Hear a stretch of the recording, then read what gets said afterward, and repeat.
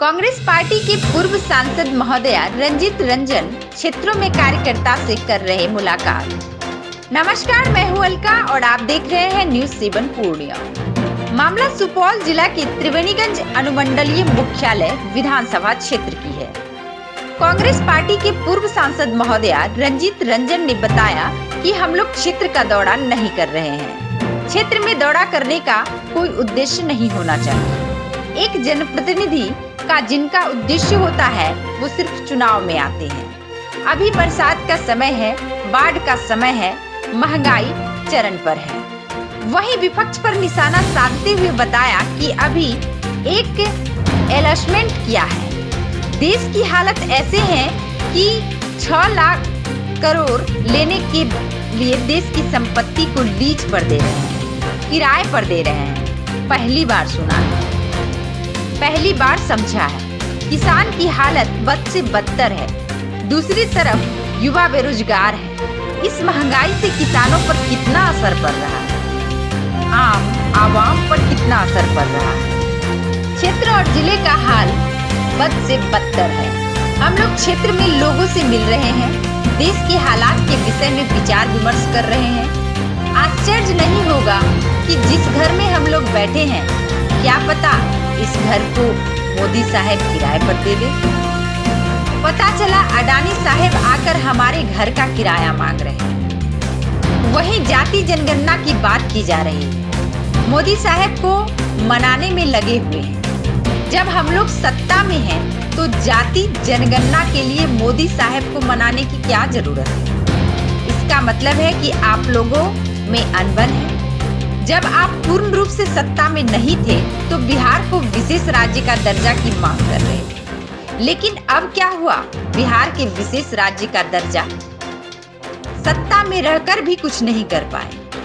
आइए सुनते हैं और क्या कुछ कह रही हैं कांग्रेस के पूर्व सांसद महोदया रंजीत रंजन की जुबानी। सुपौल से बलराम कुमार की खास रिपोर्ट। लेटेस्ट न्यूज पाने के लिए चैनल को लाइक, सब्सक्राइब, शेयर जरूर करें।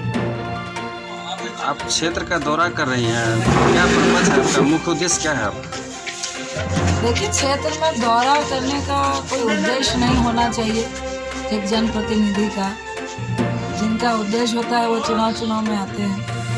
क्योंकि अभी बरसात का टाइम है, बाढ़ का टाइम है और महंगाई चरम पर है। अभी भाजपा ने एक और अनाउंसमेंट कर दिया है। देश के हालात ऐसे हैं कि 6 लाख करोड़ रुपए लेने के लिए वो देश की संपत्ति को लीज पे दे रहे हैं, किराए पे दे रहे हैं। पहली बार ये सुना है, समझा है हम लोगों ने। एक तरफ किसान की बदतर हालत है, दूसरी तरफ युवाओं को रोजगार नहीं मिल रहा है। तो निश्चित तौर से क्षेत्र और जिले और खासकर जो रूरल एरिया है वो ऐसी जगह होती है जहाँ से एक मुश्त सरकार को वोट मिलती है और लोग जीत कर प्रधानमंत्री बनते हैं। उनके जो हालात है सबसे बदतर है। तो निश्चित तौर से हम लोगों का निश्चित ये रहता है कि लोगों से मिले, बात विचार करें, विमर्श करें। आखिर महंगाई से किसानों पे कितना असर पड़ रहा है, आम आवाम पे कितना असर पड़ रहा है, एक ग्रामीण युवा पे कितना असर पड़ रहा है, महंगाई का कितना असर पड़ रहा है। तो विचार विमर्श कर रहे हैं। और जिस तरह से आज मीडिया पे एक छत्र राज भाजपा वालों ने किया हुआ है और लोगों को सच्चाई से अवगत नहीं करवाना चाहते हैं, तो निश्चित तौर से अभी जो इन्होंने अनाउंसमेंट किया है तो हम लोग ये बताने आए हैं कि आश्चर्य नहीं होगा कि कल जिस घर में हम लोग बैठे हैं तो मोदी साहब आपका घर भी किराए पर चढ़ा दें और पता चले अडानी साहब आपके यहाँ से आकर किराया मांग रहे हैं। तो ये कोई आश्चर्य की बात नहीं होगी। जो देश के हालात है उसका विचार विमर्श करने के लिए लोगों के पास जाना और उनसे चर्चा करना महत्वपूर्ण है। उसी सिलसिले में हम लोग आए। जनगणना पे आप क्या कह रहे हैं, जाति जनगणना जो चालू किया है? देखिए, चालू नहीं हुआ है, मांग रखी गई है जिसमें विपक्ष के साथ साथ नीतीश बाबू जो मुख्यमंत्री हैं वो भाजपा के साथ ही हैं, वो भी जाकर मोदी जी से गुहार लगा रहे हैं। एक तरफ आप उनके साथ में हैं, एक तरफ आप गुहार लगा रहे हैं। तो यहीं से नियत पे लगता है जैसे कि खोट है। अगर जातीय जनगणना आपको इतनी आवश्यक लगती है तो आप सत्ताधारियों के साथ हैं, सत्ता में उनके साथ हैं, आपकी भागीदारी है। तो आखिर क्या वजह है कि आप उनको मना नहीं पा रहे हैं? इसी तरह से बिहार को विशेष राज्य के दर्जे की भी बात थी।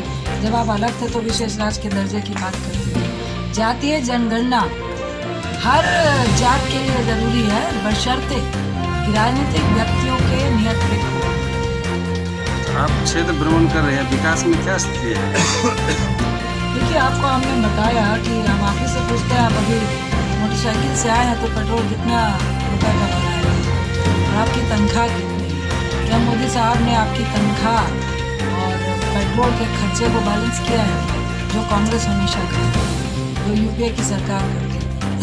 आज अगर आपका तनख्वाह 20,000 है और आपका खर्चा कांग्रेस के वक्त अगर 12,000 था, आज की तारीख में अगर तनख्वाह 25,000 है तो खर्चा आपका 48,000 मोदी साहब ने कर दिया है, क्योंकि अडानी अंबानी का भी खजाना भरना है। तो जो सिचुएशन है उस पे आप विकास की बात तो छोड़ दीजिए, जो अपने घर का विकास या अपने घर का पेट भर रहे थे, जो 2 रुपए की नौकरी कर रहे थे, आज करोड़ों लोग की नौकरी भाजपा सरकार के आने के बाद चली गई है। पहले नोटबंदी ने ली, फिर आपके कोरोना ने ली, फिर रही सही कसर आपके जीएसटी ने पूरी की। अब पूरी कसर आपके पेट्रोल और डीजल और किरासन तेल और रसोई गैस के दाम ने रख कर, मुझे लगता है ये कमर तोड़ने वाली भी बात नहीं है, ये तो लोगों को जान से मारने वाली बात है।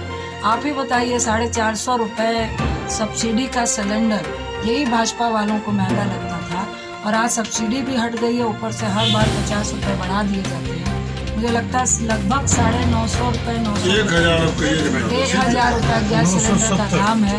कहाँ गई सब्सिडी, कहाँ गई उज्ज्वला योजना? और आज पेट्रोल डीजल 107 रुपये से 96 रुपये डीजल है। और अफसोस है कि जब 65 रुपये 120 रुपये कच्चा तेल था, तब कांग्रेस की सरकार 34 रुपये डीजल और 44-50 रुपये के करीब पेट्रोल था और बहुत महंगा हुआ था, 60 रुपये था। और आज 42 रुपये कच्चा तेल है और 107 रुपये आप पेट्रोल का ले रहे हैं, 96 रुपये लगभग जगह में आप डीजल का ले रहे हैं। किरासन तेल का रेट हमको लगभग 1.5 गुना हो गया, दाल का रेट लगभग 1.5 गुना हो गया, प्याज का, टमाटर का, आलू का 1.5 गुना हो गया। दूसरी तरफ आप विकास की बात बोल रहे हैं। आप अपने घर में अपने पत्नी से पूछ लीजिए कितना विकास हुआ, हमसे पूछने की जरूरत नहीं पड़ेगी।